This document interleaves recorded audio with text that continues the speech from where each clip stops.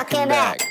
Welcome to Decision Space, the only show that takes place right here between the turns in your favorite games. I'm Jake Friedman. And I'm Brendan Hansen. And this is the podcast about decisions in games. And in today's episode, we're doing a What We Talk About, where we explore player interaction in board games.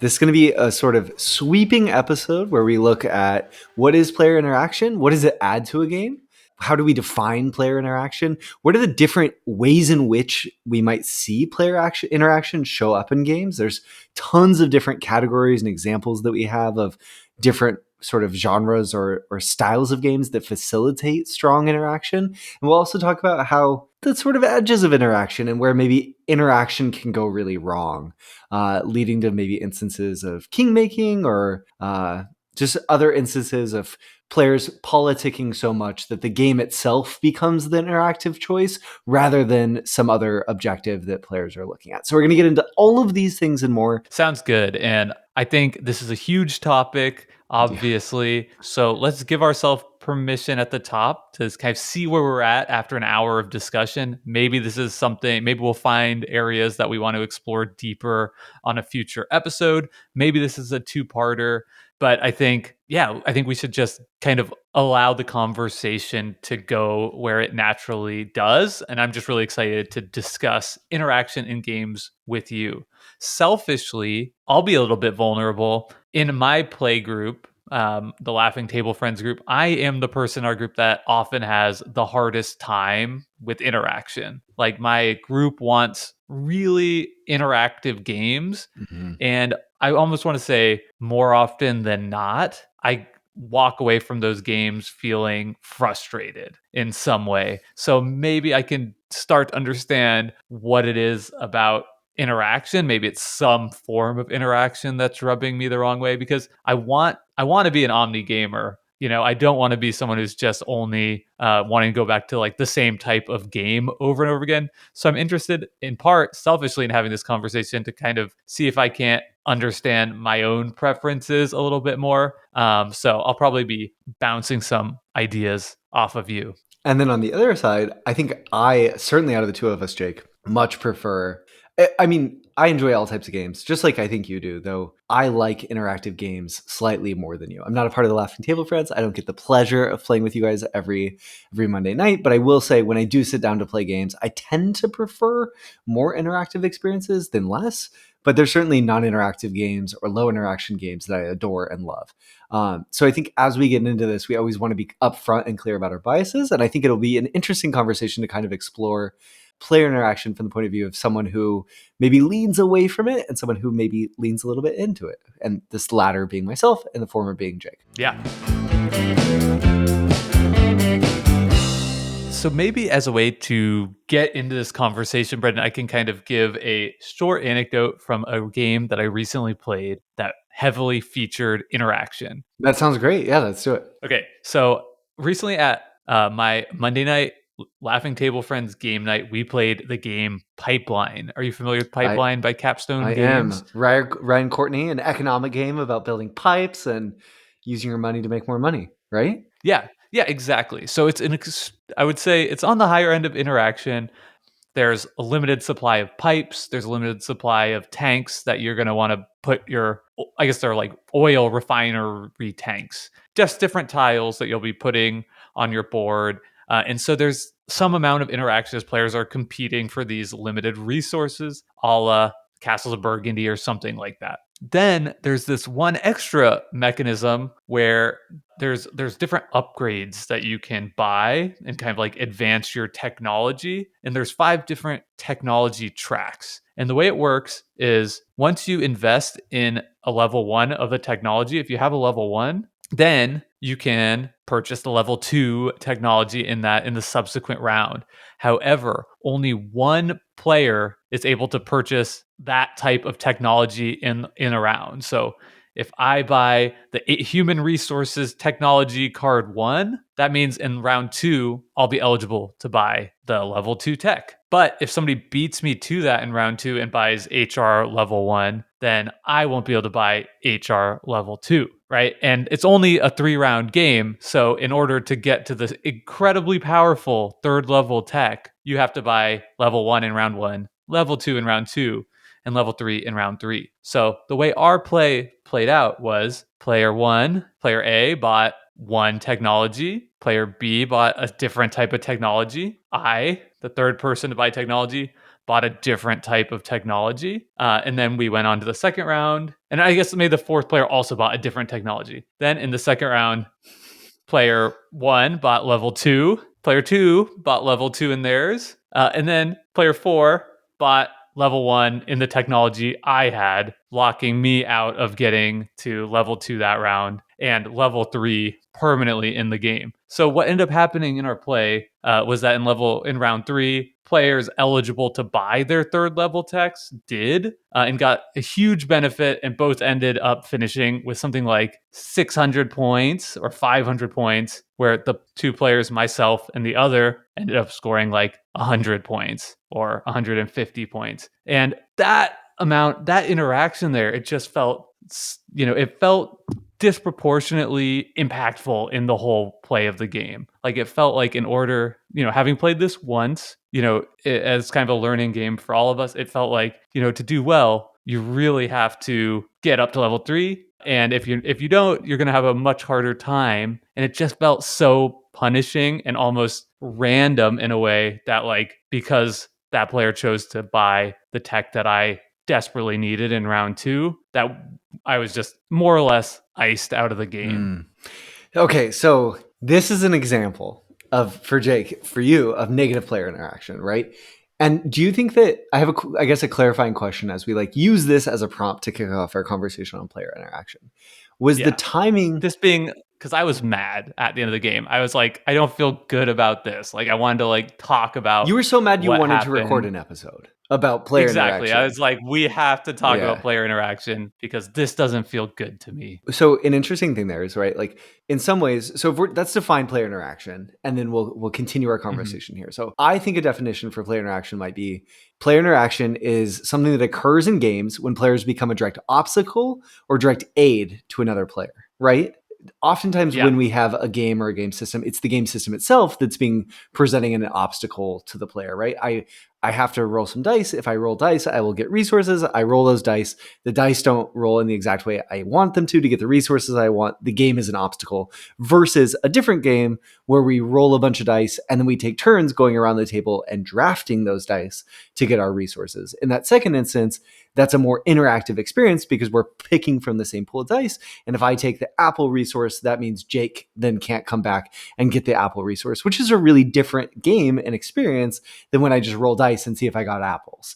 It changes the flavor. It changes the agency we have to affect the game in terms of our own experience, but also other players' experience. And you can have positive player interaction where you become an obstacle to each other, or negative player interaction, potentially. Though I would argue that they aren't all negative, but the potential to become an obstacle for someone, or positive player interaction where you become a direct aid to someone. So I would say in Jake's instance, this is an example of negative player interaction, or just direct player interaction. Yes. Well, can I just really quickly say, I agree with that definition. The way I've been thinking about it similarly is that another player in the game does something that impacts your choices in the game, because there could be in a completely non-interactive game, I don't have an example. Let's say Yahtzee, or Next Station London, or rolling right, or Yahtzee, yeah. Yahtzee. So if you do really, really well, that impacts my decision making in the game, because okay, if I want to win this game, I need to get a Yahtzee here because Brendan's already doing so well. So I'm not going to take something safe. But that's still a non-interactive game because it doesn't actually impact the choices that I have available to me in the same way that it does if, you take away a resource out of the, general supply, or you give me income in some way, and now I have the ability to do something different on my turn. Yeah. And I think that the cool thing about player interaction is that it adds uncertainty, because we don't know what other players will do, right? At any given game, the interesting thing about uncertainty is you could actually have a game with no randomness. But if there's enough player interaction, there's real uncertainty. And we know that uncertainty, whether it comes from randomness or player behavior, is partially what makes a game interesting. If I always know what will happen in the game, then I can always make the same decisions and get the same result. And that's going to be a less interesting game than one where I have to adapt to the play environment because of some form of uncertainty, whether it's player interaction, other player behavior, or randomness. And I think that player interaction leads to typically a feel of more control in the game, or in Jake's experience, a feeling of complete powerlessness because other players exerted greater agency and it impacted Jake negatively. In this example. Yes. Okay. Yeah. And so what was your question about? My question about the pipeline example is, I guess, this question of like, did player order matter in that experience, right? When it came back for everyone to then buy their technologies, was there the opportunity for other players at the table to then buy the level 1 technologies of the players that wanted those level 3 technologies and they opted not to? Or was it such that they didn't? And then I guess it doesn't matter also, because then you just feel forced to make a decision potentially. But sorry. Well, yeah, I think this being a learning game, I think that this particular upgrade mechanism is probably something that makes advanced level play of this game really rich. Sure. Okay, because if I'm investing such significant amount of my game to this track, like this technology track, then I would anticipate that other players who are experienced with the game would see that and try to cancel me out, right? And make it so I can't achieve that goal. So I would be taking a calculated risk. But this being like a learning game, I think I didn't feel like I was taking a risk when I bought that level 1 tech. I thought like, okay, we're all just doing kind of like different things in this learning game. And then so it just felt totally random when in the next round, one of the players chose, instead of going for their level 2 tech, to just like kill me, like totally just, it could have been anyone, right? But because he went after my thing, like it just felt like, okay, well, I'm out of this game now. And that felt like, yeah, to your point, like powerless in that sense where like, I don't know that I could have necessarily predicted that behavior in any way. And it also was not a calculated move where that player was like, oh, Jake's doing well with this, I need to make sure he doesn't get that. Yeah. It was just a matter of that player looking at the options on his turn and being like, buying this tech helps me like marginally more in their mind than a different move. And just the impact of that was that it felt as though basically all the decisions I was making in this game were kind of invalidated by this kind of random event because the interaction was so impactful on my ability to make future choices in the game. Okay, so I think that one really interesting thing is it sounds like this is a particular instance of a high player interaction, high agency player interaction. And I think that the agency you can have really interactive games that give players slightly less agency to interact with one another, right? Or you can have really interactive games that give players a ton of agency to interact with one another. So I guess what I mean by this is there's games like Tigris and Euphrates. That's a really highly interactive game from Reiner Knizia, which are trying to basically craft the board to start wars that play out in your favor. So I'm trying to come and through building my tiles in a certain way, tear down Jake's tiles in a certain way and benefit from that direct interaction. But the tiles that I have that are coming in to inform my options are random. So I have some agency, but I can't just say, okay, now's when I'm going to spend this, I don't know, this resource that we've all had the whole time saving up, right? Like I have tools, but they're not as sharp as they get. Whereas there's games like, say, it sounds like Pipeline, that's a pretty high interactive player interactive moment or high agency player interactive moment. Another example of this that we've talked about on the show before is Vadis is a good example. Vadis is a negotiation game in which players are trying to advance to this final exhibit. And you want to advance to this final exhibit, but also have the most points when you get there. And you're negotiating using your points to try to move along this path towards that final end location that everyone's trying to move to. And you're trying to make deals with one another, usually trading points for powers or points for votes, allowing you to move forward. And that's a game that doesn't put a lot of limits on the type of interaction that you can have. So you have really high agency. You could say, I'll give you 2 points for that. Or you could say, I will give you all my points because I'm mad at the player across the table and I don't want them to win. And I think that that's an example, especially for you, Jake, where the game warps and kind of breaks down and can start to feel less meaningful, in part because it starts to feel, I think, less fair. So, okay, Right. you Yeah, so let's bring that Zoo Vadis okay. example in, which we've talked about on this podcast before. We had a very memorable play of Zoo Vadis at Kikwe last year with a bunch of podcast listeners and friends that ended up with me in a strong position. Like I had sort of played the whole game. What was it, an hour, 45 minutes. And it's at the very end of the game, and I had wheeled and dealed and put myself in a position to where I had leverage. I could use my vote to put one of two players subsequent me to, following me in play into the star exhibit, where you had to get to the star exhibit to win. And being a negotiation game, I chose, perhaps poorly, to leverage that position and say, hey, I have something that you want, player A, and you want, player B. So, how much is that worth to you, player A? And it was like, I'll give you 4 points. Mm-hmm. And I was like, okay, player B, how much would how much is it worth it to you? Would you give me 5 points? Which, is how I think we kind of imagine these negotiations go in this type of Mm-hmm. game. And instead of saying, I'll give you 5 points, he said, no, thank you. I'll choose option C and give all of my points and my vote to player B. And that very much felt like, okay, what is the actual like point of what we're doing here? It felt like, okay, I played this game, got in a position where I could leverage it. And if that's not sort of the point of the game, and perhaps, yeah, maybe egg on my face for trying to do that. I was, trying to leverage that too much or whatever.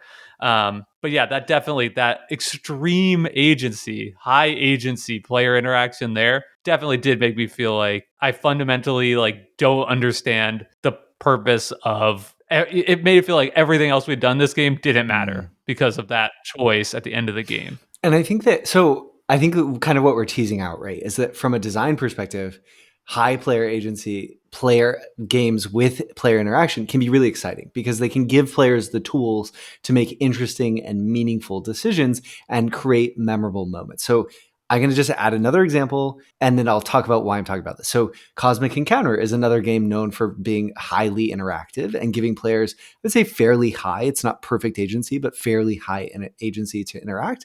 And it's also a game that's really well known as being fairly having these unique alien powers of varying levels. And the design philosophy of that game is we'll give players lots of agency to interact with one another to balance the environment around their perception of who's winning, of this relative strength of individual player powers, etc. Right? So the game is saying, I think the best way to create a fun experience is to create real imbalances that maybe in sort of the power level that players start at, that maybe simulates an actual environment or models an actual, real world thing more closely than a symmetric game would.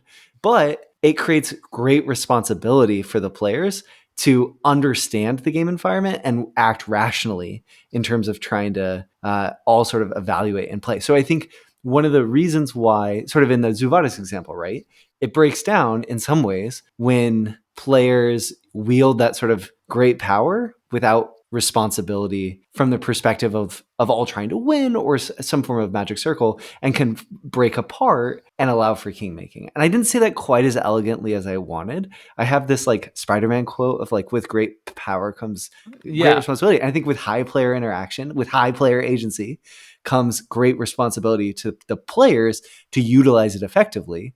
And that won't always happen, right? We don't all see games the same way. And it can shift the game towards this politicking type environment where I'm sitting across the table saying, Jake, I can't believe what you're choosing to do. Morgan is clearly winning this game. She's ahead. She's obviously ahead.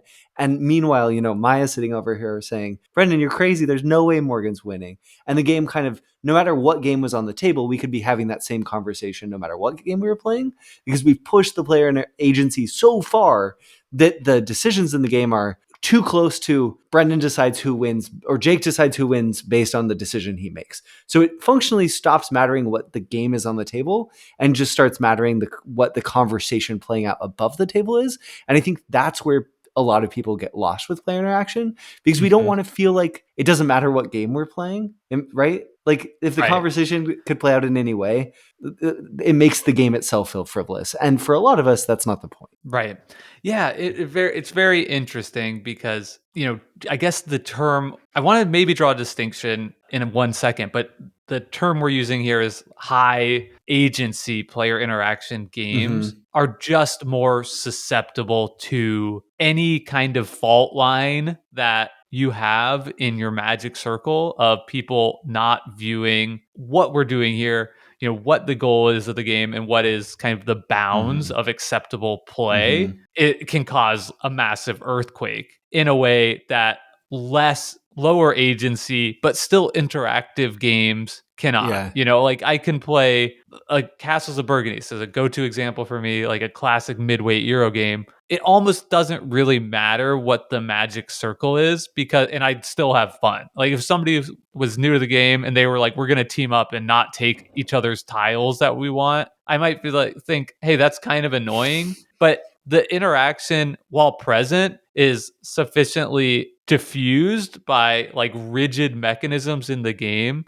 that I think I could still have an enjoyable time playing the game and enjoying the puzzle in front of me. Whereas if if that were to occur in, I don't know, Vadis or whatever, where somebody's like, I'm just going to give up my chance of winning and just give all my resources to, player B just because, then the game starts to break down, which I do think is true of what happened in that Vadis example. Maybe that's not a failing of the game, but I think probably a lot of people listening here might think, okay, well, that player who kind of threw the game at the end engaged in like an unacceptable or inappropriate, I should say, it's not that serious, but like an inappropriate level of king making. King making being, right, that's the finer term just in case. King making being one player makes a decision that effectively they choose who wins the game. Yeah. Right. Yeah, right. Which is when that happens. And I think often it's like, I'm giving up my position in this game because I'm likely not going to win. And so I'm just going to instead, I'm going to like, make myself like kind of the hero of the story and manipulate the game state that I got to have. My agency was felt not by winning, but by choosing the outcome. If I can't win, I'm going to choose who does. Yeah. And I think, okay. And some groups might like that, and some groups are very much okay with that. But that does feel like something that you would want to clear ahead of time, right? And I think that's just right. That's what like these high agency games require, is like a crystal clear understanding of the terms of engagement. I think also too, Jake, just with the Vadis example, right? Like why does Knizia allow just anything goes in an interaction in his negotiation game, right? And I think that there's reasons why a design might want those sort of parameters, right? When you have this sort of like high agency for the players to interact with one another and make deals that are varied and nuanced, you create an environment that makes players feel a sense of creativity. In a game like Vadis, that makes you potentially feel really conniving or smart in terms of setting up your negotiations. It can give you a prolonged sense of planning if you make long-term deals. Jake, I'll vote for you here, but every future situation in which we could, and I'll give you 3 victory points, but every time you could vote for me in the future, you have to vote for me to move on. Do you agree to the deal? Right? That's interesting. Right. That's a cool thing. I can make a deal that I've never seen made before in the game, and we can see the consequences of that play out in the system. But if every game of Vadis I ever played came down to a king-making situation in which someone gives all of their points away to someone else, it just leads to this deflated balloon endgame. So then you get to that point where sort of say, okay, then we need to create sort of within the magic circle of our play group of Vadis, let's just make a rule where we don't like that behavior. We feel it's ruining the experience for us on the whole, and you kind of pull back. And I don't think we need to have a conversation about house rules or whatever now. I think we've illustrated our point. But I think there's really interesting ways in which high player agency interaction can be amazing and interesting and lead to these highly memorable moments. And it can also just jettison the game into sort of deflated, feeling of it mattering at all, which is not what people want. It's everyone who sits down at the table to play a game, I think for the most part would like to feel as if it's a worthwhile use of their time. It mattered what game was on the table, not just who else was there, and that one person navigated that game environment better than everyone else, and so they became the winner. We don't want our play to feel frivolous. So the risk is high player agency can lead to the opposite of a game feeling frivolous, but at the very extreme can actually loop back around itself and make the whole experience feel totally frivolous. Awesome. Yes, well said. And so I mentioned I wanted to kind of define terms here because we've been talking about high agency player interaction, but I think that's a little bit different than what went on in Pipeline, where the terms of engagement are much more reined in, streamlined. Right. There are only a few ways you can interact. I can't just give somebody a bunch of money at the end of the game in Pipeline. And I think it'd be really difficult to meaningfully king make in Pipeline. Like, even if I wanted somebody else to win, there's just not that much blocking. Instead, it's kind of all the impact of the player interaction is centered on certain aspects of the game. So that doesn't feel like high agency player interaction, and yet it is high impact player, right? If that makes sense. Like, we could think of a toy game example, which it would be, maybe a game where it's just a normal game. We're playing Candyland, except for like everybody has a card where they'll secretly write somebody's name on at the beginning, and at the end of the game, if somebody wrote your name down, then you can't win, right? Like, that's not high agency interaction, but it's really high impact. So I think there's sort of a nuance here, or I don't know if it's a kind of like a dichotomy between the two that I do think is useful in understanding the way player interaction shows up in games, and it does create different feelings. I think that, can I give an example and we can sort of tease it out, because I think this will be interesting, because we've been talking about like really interactive high player agency games, right? Like Vadis or like a negotiation game. The Resistance. Those are always going. Basically, every negotiation game is going to have the same issue in Vadis that we talked about, where if somebody wanted to, they can basically throw it at the end. Or even a game like Modern Art. A lot of auction games allow you to do that because you have no limits outside of on what you spend, maybe. But okay, so a medium interaction Euro game that I think you could have this sort of high impact interaction moment, which is what you're dialing in on, right? And I think a good example of this might be a game like Ticket to Ride.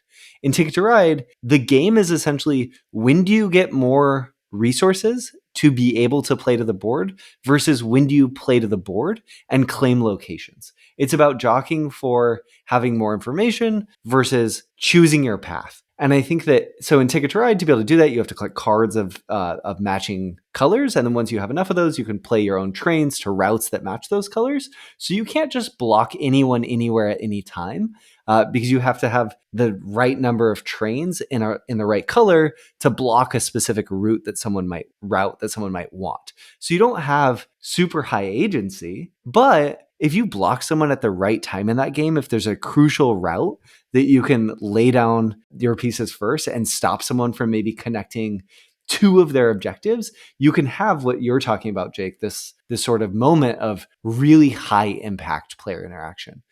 I would argue oftentimes in Ticket to Ride, because there's so many options on the board is also about the efficiency of going around other people and planning for that sort of blocking, that oftentimes in Ticket to Ride it feels fair. But I could see a really late game moment decision by one player who was out of the game. I could block this route that would hurt Jake and benefit Tyler, or I could block this route that would benefit Tyler and hurt Jake. They're both the same length, and I could play either of these two sets of cards that I have. They'll give me the same points. Now I get to choose who I help. I'm going to help myself either way. So I'm in a position where I'm just choosing who I hurt. Yeah. No, I think that's exactly right. And I think now we're kind of getting into like elements that can mitigate the feels in interaction, where in Ticket to Ride, you almost have, when you're like, I'm trying to block somebody, you kind of have plausible deniability. Or like, because I don't know, it's impossible to know for certain. I don't know what your objectives are. So I can think like, oh, you're probably trying to link up or you're going to want to link up your train routes if you built in separate segments. So going in between you is going to make that more difficult. Yeah. But sometimes, I just want to build onto the end of one of your trains in the hopes that I'm making life more difficult for you. But it may not be, right? And almost always, like, you're trying to help yourself in some way too. So it, like, the fact that you don't know what somebody's objective are, I think does really mitigate that. So that's almost like a different axis of player interaction, which I think changes the decision space as well as the feel of the game, which is like, how clear are Mm, the outcomes of the interaction, sure. right? What was your motivation for doing that? In Right. But yeah. well, I mean, and even I mean, I think motivation gets to part of it, right? Where it's gonna be like, this is marginally the best move for me, or maybe it's even like slightly worse for me than a different move is. But if I do this, it's so devastating to Brendan Mhm. that he's out of the game, right? And knowing that and making that choice is like a different feel to, Ticket to Ride, where I'm like, I think I'm blocking Brendan here and I'd like to, Right. but I don't know for Yeah. sure. No, that's really, really interesting. I think that's a great point. Whereas in Zuvadis, if you give away all your points, it's pretty clear what you were doing. Yeah. Yeah. Like in Pipeline, like when the person took the tech that I Wanted. Yeah. was wanted, like everybody at the table was just like, "Oh shit." Mm, Like yeah. that's rough. Like I think that actually Jared's like, "Oh, dude," like, and because it's like a learning game. Like I had just made a move that was going to be like made infinitely Yeah. worse for me. Not infinitely, but a lot worse for me because of that happening. And he was like, "Do you want to like walk that back?" Because it was just like, so clear how much it was gonna just kill I think me. that that's a really interesting point too, Jake, right? So something when in thinking about a game and evaluating sort of how much the player interaction might affect the play experience of the players, there's both the level of interaction, right? You could have a non-interaction game like Next Station London or Yahtzee, like our example, or these like super high interaction games like the Resistance or Zuvadis and everything in between. But you also have to take into account how much, when you do interact, does it have the potential to hurt certain players and help other players? So are there in Ticket to Ride, there's often other options that a player can take when they're blocked. Oh, it'll be more inefficient for me to do this, but I'll go around. It'll blunt my ability to score as highly, but I won't effectively lose immediately if I get lucky, maybe, and I can draw into the right cards, and that plays to my benefit. Whereas in the example you're talking about, it's so much, it's your ability to really shape who comes out a winner and who comes out a loser in any given interaction is so impactful that leads to the bad feeling. Another example that comes to mind is somewhat like a game like Keyflower. Keyflower is a game that has a ton of blocking. It's an auction game. We've talked about how auctions typically have higher player interaction. It's also a worker placement game, so it has blocking. And in that game, you do have the potential to sort of say, you can never, there's a rule where basically you can never have more than 6 workers on a spot. And you also have to always bid with, whenever you use a spot, use one more than the number last used there. So if someone uses 1, then the next time you have to use 2. But if you just started and you laid down 3 workers on a tile, say Jake just upgraded this great tile that he's really excited to use that gives him 2 gold. And I see that it's part of his strategy. I can just spend 3 workers, use that for myself, and block it for the rest of the game. That's potentially high Yeah. impact, but a way Keyflower adjusts sort of accounts for this, and I think is the saving grace of that game, where there's this moment of high player interaction that could really potentially hurt, is you have all the options to use anyone's tiles in the game. So Jake, even if you get blocked, because in Keyflower you would get the meeples that I use to block your tile at the end of the game, and then you could also then just use anyone else's tile in the game. You have a lot of other Right. options to go around.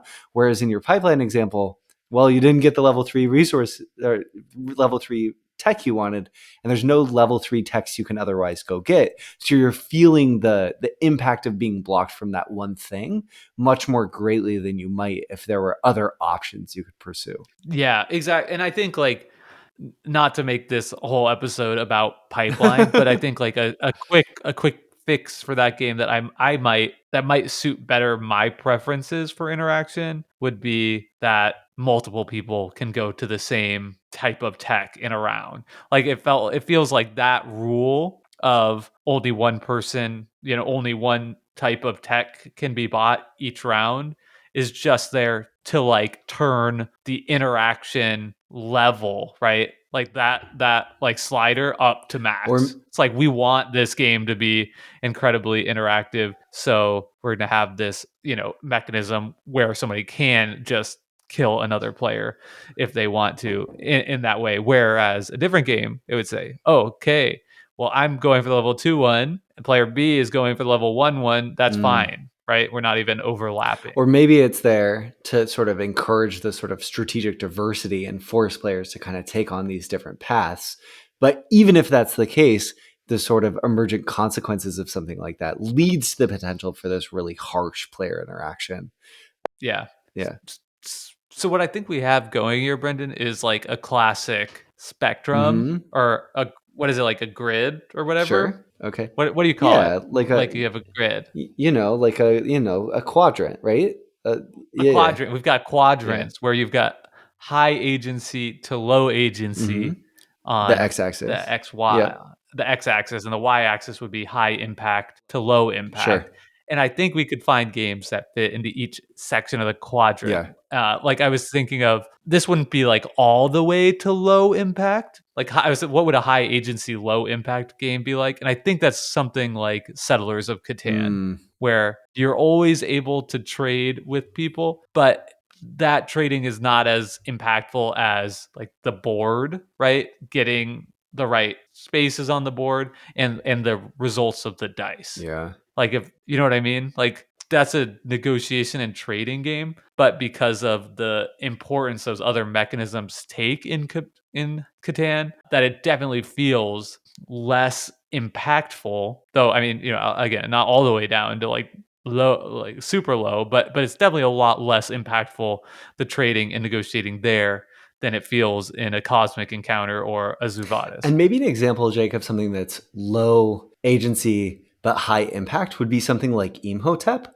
where you're really, as a player, your tool for interaction is you're all playing your cubes to these shared boats that you want to get to certain scoring locations. And on a player's turn, they can choose if they want to add cubes to boats or sail a boat to a location. So you're given this really blunt tool to interact with one another.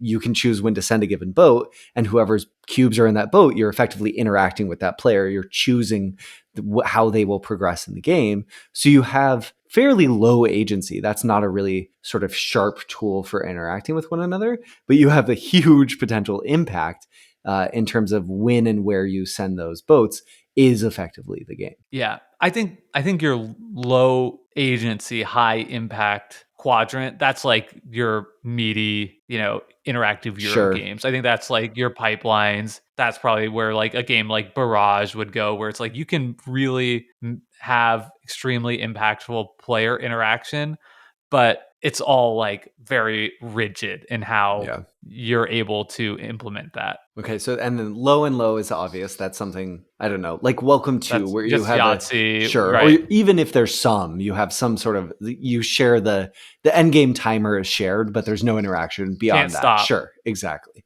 the end game timer. Okay, and then what's the quadrant that we didn't discuss? It would be High and high, which is oh sure, your yeah, negotiation yeah, games, right?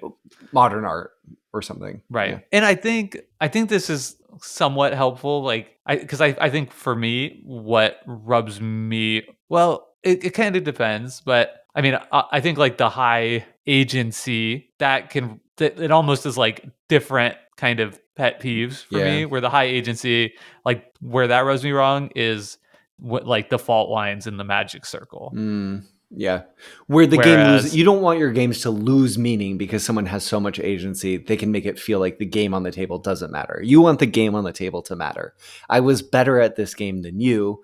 I navigated the mechanisms more effectively, so that's why I won. yeah, I think Yeah. so for me. And then I think the low agency, high impact stuff, I can like come to appreciate more, but I think those can be really frustrating in initial Mm, plays, where it's just like, I could not really have anticipated that. And oh, yep, you killed me. I guess that's something that could yeah. happen to you in this game. But I think typically like that streamline or kind of like reined in on rails, like points of like, this is where we're interacting, is helpful for for me to not feel like, okay, well, I'm just getting screwed like because somebody's like choosing to screw me as such. I don't know. What about El Grande? So El Grande is a game where you have potential for strong player interaction, but not perfectly high agency.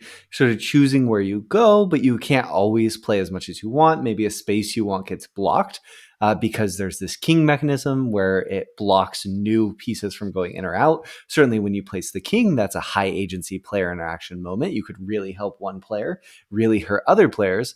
But then oftentimes you're only adding a few cubes to the board. Do you find that a game like that there's also this political component to El Grande that can occur where it's kind of similar to the conversation we were talking about, Jake, where if we're all sitting evaluating the table, you might say, oh, Jake's clearly ahead. Look, Jake has the most points and he's ahead in these regions. We have to take him down some. Does that go too far for you in terms of what you're looking for? Or because none of the agency is so high that someone across the table can just basically say, here, Jake, I'm taking away all your cubes, or here, Tyler, giving you all my cubes. Like, does that strike a nice balance? Yeah. I mean, I really like El Sure. Grande. So I'm trying to think like I think what we're getting into is sort of mitigating factors too. Yeah. Like I think part of the reason El Grande works for me is that it's always very clear why people are making choices that they're making. Like in large part, like all the information is just right in front of Yeah. you. You know, if I have 4 cubes in area and somebody puts 3 in so that they have 5 and I have 4, that doesn't feel like you're trying to get me or whatever. It feels like, okay, I'm trying to like get the majority in this area. And also like I guess kind of like the fluidity or the flow of the game means like different players are like rising and falling. So, you know, it might feel bad in El Grande if somebody's going after me when I have, you know, in last place or something. And it's like you could have equally chose to, you know, Her player. go Yeah. into an area of the player who has higher points. But I feel like because things are so clear in that game, that rarely comes up. And I think that's that, and the fact that like the mechanisms really kind of give players like sufficiently blunt tools, make it feel like it works for me for whatever reason. But I'm a hypocrite because, you know, I think this is just an exception And for whatever I think reason. somewhere within that grid, that quadrant that we talked about, right? There, or those, I guess the sort of coordinate plane, there is a sweet spot for you that's probably like a circle somewhere drawn in that, or maybe this oblong shape. And El Grande sneaks in just enough. Right, where it's Yeah. it's higher interaction and like higher agency, but it's not the highest, Yep. right? And maybe that's like pipeline is just it just gets a little too Yep. extreme I think for to your me. point too, Jake, another way in which I think El Grande works is there's the simultaneous choice decision of the Castillo. And when I say works, I mean works for you. Obviously, all these games work for someone. But Right, yeah. 100%. Yeah. But you're all making, you have these cubes that you've added to the Castillo that score once, and then you all make a choice simultaneously without knowing what other people at the table decide where those cubes will go and potentially score again by using a little dial in front of you to choose a region. And I think the simultaneous choice there obfuscates enough that for you, Jake, it doesn't necessarily feel targeted because you don't know what the board will be. So again, that brings up that plausible deniability again. Oh, I thought you were going to go there. I thought you were going to go to this region. So I went to this other region, but then we both went there. Oh no, right? It doesn't feel so direct because you didn't necessarily know you would bump into the other player when you both ended up there. Yep.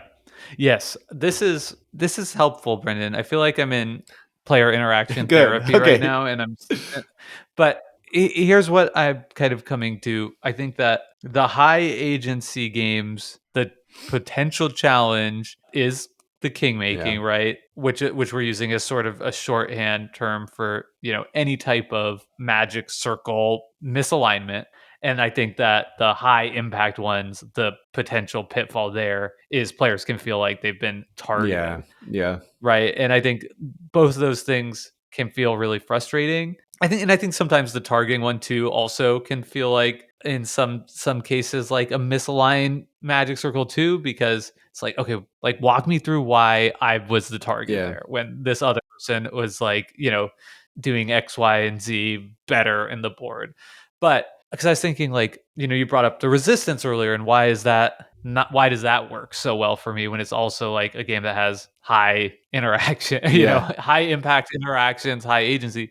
And I think it's because it's the same reason why, like, two-player dueling card games work. It's like it's just teams, Hmm. right? Like the whole point of the game is to take down the other side. So like when the spies fail a mission and I'm the resistance, it doesn't feel like, or they tell me a lie, it doesn't feel like, oh, like, why are you doing this to me? It's like that is how, we're all like on the same page, right? That's the magic circle. That's the game we're playing. You're supposed to be taking down my team. I'm trying to take down your team. Or, if we're Yeah. playing Keyforge and you're attacking my stuff, right? I don't feel targeted. That's just the game. But the social dynamics really come in when it's like a 5-player game, and it's like I'm gonna hurt one person. That does, it just, I feel like that's just, maybe that's just me, but it's just like an area that is, like, I think ripe for potential I think I frustration. can go out on a limb here and Jake make the claim that the reason something like the resistance works for you too is that when it's zero sum, when it's two sides, all's fair, right? You're going to do Right. whatever you want to win. Yeah. When anytime you end up in a multiplayer environment with high player agency, high impact interaction, you have the potential for players to make decisions that lead to the game not feeling fair, right? So you do this because I feel like it doesn't feel that fair. Well, why do you want that player to win? I don't know. I just want them to win. All of a Right. sudden, everything of oftentimes why a lot of people play games is we want to have a fair environment in which to struggle against obstacles we can overcome. When all of a sudden it stops being fair, oh, I just felt like it, that stops being as engaging for a lot of us who are looking for that sort of thing. I think that some of games like this, like Cosmic Encounter, sort of says this isn't a fair game from the start. We're not here to play a fair game. We're here to play an exciting game. This is going to give us memorable sort of stories to tell after we play. Like it's very upfront about the fact that like this is not fair. That's not the point of this Right. game. And I think that can really work if all the players kind of come at it with the same mindset. Oh, I'm supporting Jake because last time we played in the second round of the game, Maya, you chose to really screw me over, and that's right. Like it's asking you to play that sort of political, like long term thing. But yeah, it's not all for all games, and it's not for everyone. I don't know. Yeah. And a game like, I think I recently played Dune, which I talked about in this Sure. podcast, and that I don't think a fair Yeah. game. Same There's a lot of designers. crazy stuff. Yeah. There's a lot of crazy stuff that can happen, but it's, does a really good job. And I think the person who taught me the game, Jared, did a really good job of sort of setting like the stage that this is like we're telling a Dune Yeah. story, and like crazy stuff will happen. And that's okay. So I think a lot of it is sort of setting the expectation, and at the same time, like I don't think that's for me, right? It's not sufficient to just say, okay, we're gonna play this like combat space game or whatever for game night this week, and it's not a fair game, so like let's just enjoy the story. That because that's not necessarily gonna be a fulfilling experience to me every Yeah. time. Totally. Okay, Jake, we're really close to the end of this episode. I have a list Yeah. of a How do we do on the notes? well, okay, so I have a list of the sort of like 10. I think we did a great job overall having an interesting conversation, which is always our goal. We have like 10 different categories of games that tend to have high interaction that I feel like maybe Yeah. we could just call out and mention as sort of an example, and maybe a high point and a low point of that interaction as like a lightning experience. What do you think? Let's do Okay. it. Yeah, man, that sounds great. So one vehicle of player interaction that I tend to find I really love are those simultaneous choice player interaction moments, like we talked about in El Grande. So other types of games that play into this are games like Race to the Galaxy, Race for the Galaxy. Functionally, almost a multiplayer solitaire type experience. It's not super interactive. I work on my tableau. Everyone else works on theirs, except the core action selection mechanism of the game is interactive because we all make a decision of what actions we'll take in the same round together. So it brings us all together. I love that type of simultaneous choice because it forces me into the heads of the other players. So I'm not just interacting with the position that players have, but I'm interacting with how I think players think of the position they have and how I think they think of my position and what I'll do. Drafting games also Yeah. fall into this category a little bit. These games work great for me. I feel like they can be kind of a sweet spot between someone like myself that's just like more challenged by high interaction games, and that just sort of, we're at the beginning of the round, we're setting the terms of engagement, and then I still get to have my Sure. fun, like, kind of like, okay, now I get to have fun and figure out what the most efficient thing to do is Yeah, within the confines of what we've decided collectively. totally. That feels great. It doesn't feel like a lonely solitaire experience, but it also doesn't feel like, often that I'm being like targeted or, randomly eliminated from the game by the choice of someone Yep. else. I think that another category of highly interactive games that we often see are just conflict and combat games. Oftentimes, when people say interactive games, I think an example you could go back to is just even something like Risk. You decide who you hit, and the game is who can hit at the right time and who can hit the hardest. And in Risk, maybe who gets lucky with the dice. But there's lots of games that fall in this category that could be really interesting, like Root or even Memoir 44. These are sort of, that's like classic, what I think of as like classic game player interaction, right? Like direct conflict. When I hurt you, it helps me. Yep. Yeah, definitely. These ones don't work so great for me, if you could believe that, because they feel like ripe for sort of those rifts in the Yep. the magic circle, and also targeting. And I feel like the big challenge here, when you're doing this in a 2-player version, great. When it's a multiplayer section, it's just like the calculus of like, how much do I want to go and attack somebody else while the players not involved reap the Yeah. benefits, is so tough. And it can just so quickly be like, okay, I'm mad that you've attacked me, so okay, great, now we're just gonna mutually assured destruction over These are here. the games that can shift towards politicking and almost encourage it in a lot of cases, because oftentimes you don't have Yep. enough agency. You can make an impact in the game, so you have to, navigate them through What's games. next? Okay, auctions. Auctions are another example of high player interaction games.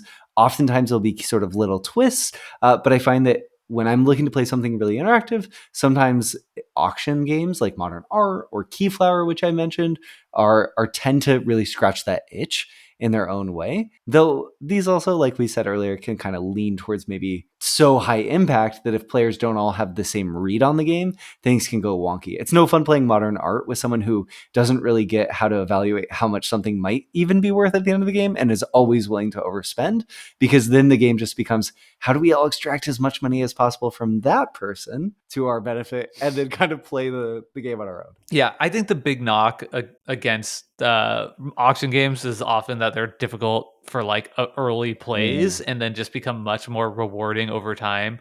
I think that's the case with a lot of, just as a very quick aside, of like a lot of these like extremely high interaction games. Like the Yeah. interaction is for experience Yeah. plays and adds a ton of richness to it.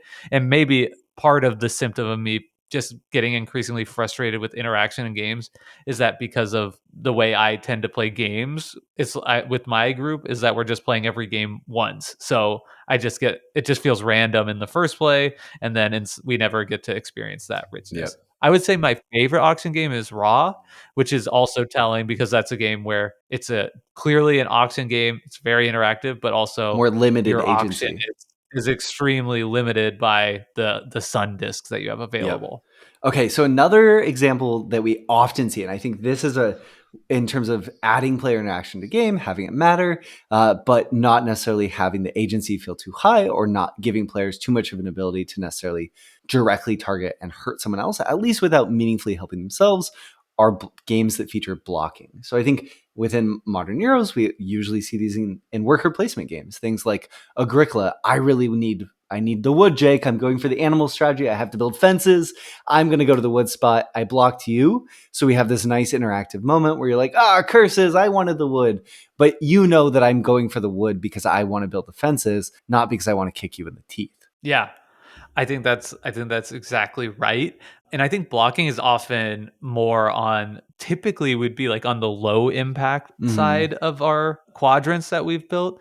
And I mentioned the potential pitfalls on the higher end. And I think one thing that you often hear about as a pitfall for blocking games in particular, as sort of like a lower impact form of interaction, is that like the incidental interaction feels Mm. random, right? It's like often a worker placement blocking game doesn't really matter until it just really does for a player, and it just feels like, wow, I just got and it was just kind of random. So clearly there's potential pitfalls to be found across the Yeah. quadrants. Okay, what about this next one, Jake? What are your thoughts on thinking of trick taking games as high player interaction games? Things like the Fox and the Forest or Jekyll versus Hyde. I've just named two player games, which that's a Yeah. zero sum environment, and I think that always makes it feel more interactive. But I don't know. Do you think overall trick taking games feel interactive to you? I think the hallmark of trick-taking games is that they're low Yeah. agency, Yep. right?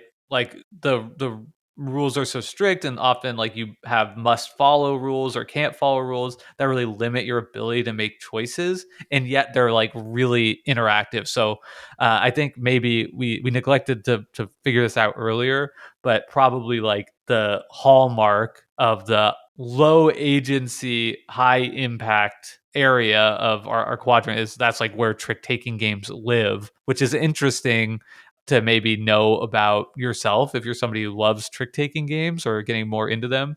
Perhaps there's other games to explore that also have lower forms of agency and yet are Interactive. have high impact for the Yeah, interaction. that's really cool.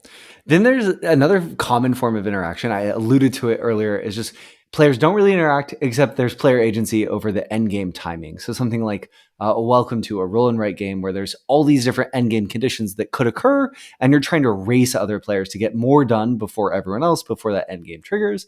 And then that's the spectrum too, because we see this in games like Azul, which is slightly more interactive. It really kind of has blocking or hate drafting, but also has player agency over endgame timing, or something like Babylonia, another game with player agency over endgame timing that just what you're interacting with is the other player's pace. You're all running a race and you're trying to run the race to the most points and the end of the game faster than everyone else, right? Yeah. Races are interactive, but you could also run a race by yourself. It's almost like not, and I don't say this without a value judgment, but it's almost like the lowest Sure. form Yeah. of interaction, right? Like we're doing our roll and write game designs for the Decision Space Jam contest, and I just recently added a little a few objectives. Like if you were to play this game multiplayer, now it's interactive because I put some objectives in there, and that was just so easy just to overlay on top of my game without changing a single aspect of the game. Just to like add some interaction, which I do think changes the decision Yep. space in like an interesting and nuanced way, but doesn't really change the actual mechanisms or kind of agency of the game A at all. 100-meter dash feels interactive in a much different way than basketball. Yeah. Right, Yeah. exactly. Yeah, it's classic. Right, yeah. I was talking about races as like a game mechanism, but yes, actual Yeah. race works well Totally. as the example Yep. too. Okay, so then another version of player interaction that came to mind for me was limited communication player interaction. So these are games where the game says you can only communicate with the other players in this specific way. So an example, a lot of times these end up being party games. So things like Just One, where you can write just one word to try to communicate something to a player at the table, or code names, where you can say just one word and a number to try to communicate things to other players at the table, or Hanabi, where you have specific rules about what you can communicate, or the crew, which gives you this really interesting tool where you can kind of tell players what the highest value card of a certain suit is in your hand, or the lowest value, but not much more than that. So this kind of, yeah. I don't think what I would say about this one is I think that limited communication is not really a form of interaction. I think the form of interaction is Sure, cooperation. sure, sure, sure. And limited communication is like one kind of mechanism that makes cooperation in games more Yeah. interesting. Yep. Right? Like Pandemic is a there's agent player agency in that too, I think in the same way that there's Don't player you feel like this? agency in I totally the agree. I crew. totally agree, and I'm following your line of thinking. Do you think though that what we've just identified is in some ways, right? Like take code names and turn the player agency super high. Not unlike turning the player agency super high in a game like Zuvadis, the game could lose all meaning, right? If I can just say to you any word I want, it Yeah. stops mattering. Right. Not totally unlike in Zuvadis, Yeah. though there's more going on. But I'm just saying the phenomena are This is interestingly interesting. linked. Yeah. Yes. I like this. Like limited communication, you could say, is a low agency, high impact Yeah, cooperative totally. game. Yeah. Okay, Yeah. cool. Yeah, it works really Great. well. All right, what do we got? Oh, we skipped over. No, we didn't. We have two more, Yes. Brendan. The next one is political games. The What is this? This is just games where the whole point of the game is politicking, or at least the Right. idea is. So games like Diplomacy or Game of Thrones, which in some ways kind of is a rehash of Diplomacy, where the Kind of like debating yeah, strength and relative position in the yeah, and game. making promises to players you won't keep, saying you'll make a certain decision where you're going to make a different decision.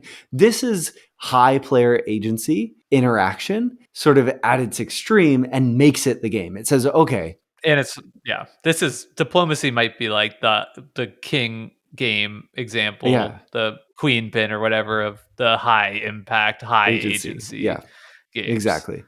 And it Yeah. can lead to very bad feelings, Yeah, ruined and it's also friendships. like the game that's like most famous for like ending friendships. Totally. But then also, I think players who really enjoy it, there's huge depth in Diplomacy where you can pull off really interesting strategies, make interesting alliances that can shape a board in unexpected ways. And I think that I think it just illuminates sort of the pitfalls that we've identified both with high impact player interaction and high agency player interaction, that like the game that encapsulates those both to such an extreme degree is the game that's famous for like, hurt and I feelings. think people Yeah, do that in jest. Like obviously a lot of people enjoy this game, a lot of people have groups that they like to play it with, but it is funny that like that moniker has kind of attached itself to this totally. game. And then the final category we had, and surely there's other categories that we could have covered, and we'd Yeah, love yeah. to hear them, but it's just positive player interaction. That's not something we really focused on in this episode, and we could probably dedicate a whole episode on it in the future. But this is things like co-op games where the agency it gives you is to be able to, you have a unique set of abilities within the game and you can help someone else to accomplish more than either of you could accomplish by yourself. Something like Pandemic, where you could say, oh, Jake, on my turn, I can do X. So you could set me up in this way and together we could solve this problem. And then we see this a little bit less in shared incentive multiplayer games, things like Chicago Express or Colorado, where you end up in situations where if I do this, it's going to help us both.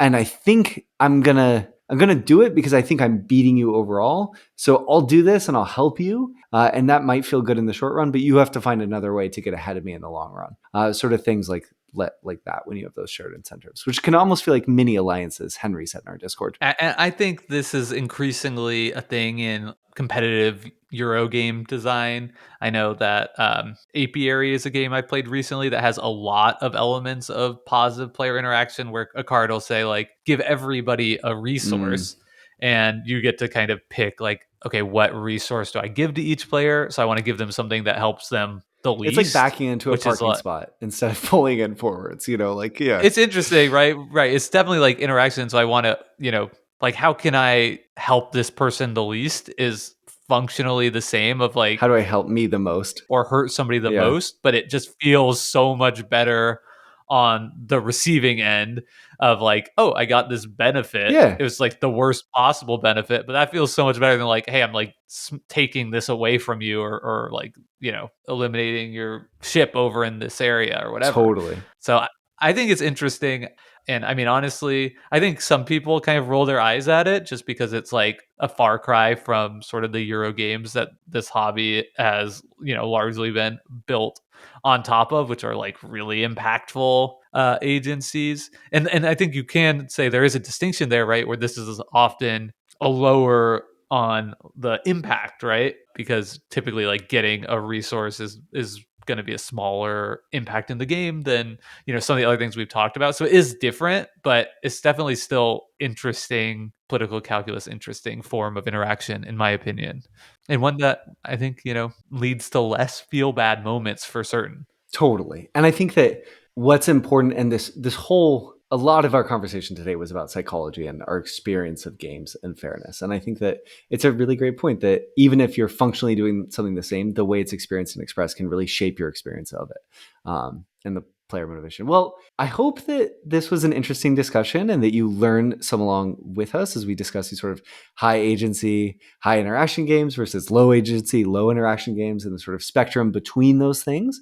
We'd love for you to continue this conversation with us in the Discord, which is a Discord, if you've never heard of it, it's just like a chat room you can access in your browser. We have one just for Decision Space listeners where there's interesting and meaningful conversations playing out about games every single day. If you're interested in our ongoing Roll and Write game design jam, which Jake alluded to, you could either go to our website, decisionspacepodcast.com, and learn more about that, or join our Discord and we'll tell you all about it. Lots of fun, free to play, print and play roll and writes in the Discord right now that people would love for you to try and give feedback. And I've had an awesome time. I played one today called Ho Ho Roll and Write about decorating a Christmas tree. And I played one recently about self-player pianos and like writing sheet music for them, and just like totally cool creative ideas in there. Check them out. Awesome. Well, thank you to Hembry for our intro and outro song Reach Out. And for all of our pre-planners out there, we're still planning on covering games like Ticket to Ride, Taverns of Tiefenthal, maybe Dominion if I can get Jake to play it some. And in the long term, Bunny Kingdom, the perhaps? Richard Garfield game. So yeah, lots of good stuff. Wingspan. Yeah. If we don't mention it, Food Chain Magnate, it's coming at some point in the future. No pitchforks. No pitchforks. All right. Well, thanks so much, y'all, and we will talk to you again next week. Bye, y'all. Bye.